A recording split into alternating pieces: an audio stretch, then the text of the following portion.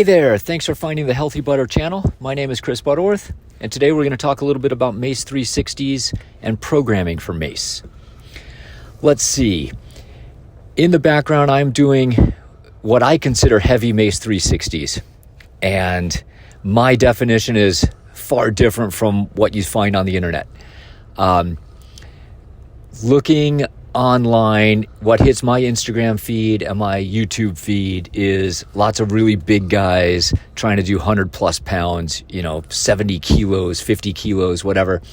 And you see guys just really, really massive muscular people trying to do really big weights. And the reality is, look at my size. Look at me in this video. I'm 5'9", 145, and I turned 56 years old this month. I am not looking for 100-pound Mace 360s, and I'm not trying to compete with guys that size. Even in the younger days, in your 20s and 30s, when you're trying to get strong, I could never have lifted that much weight. But back then, I would have chased higher weights. As you get into your 40s and you realize that you still have your athletic ability and you still have your strength, but you're kind of a step slow. You start figuring that out. You get into your 50s and you go to bed one day and you wake up the next day and you've got a new injury. Something tweaked. Something doesn't work quite right.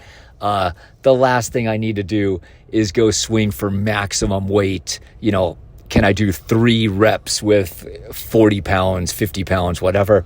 I'm not looking for tweaks. I'm not looking for muscle soreness the next day.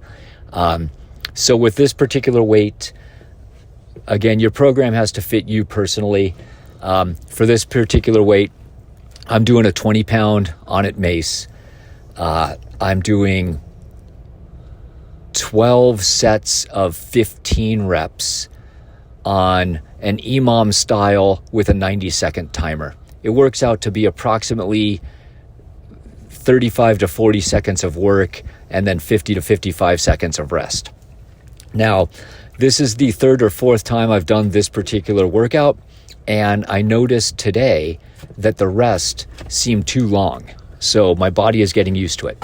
Now, I look for progression over time, but I do not need to increase significantly day by day. So like I said, I've done this workout 3 or 4 times.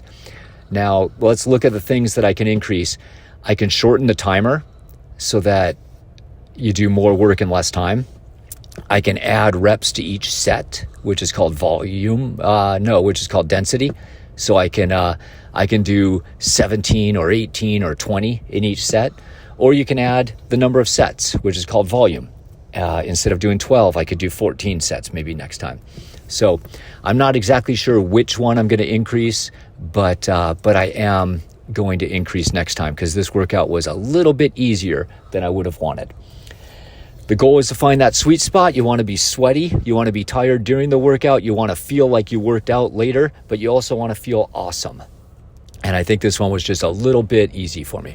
So I compare my progressions over time, and a year ago, I didn't own this mace. I had a couple of 8X maces, so I could have gone heavier, but I didn't own a 20-pound mace. I didn't have the need to. So when you just straight out of the box progression, I am stronger than I was a year ago. I'm better at Mace 360s than I was a year ago. And that's kind of the plan as you look at it.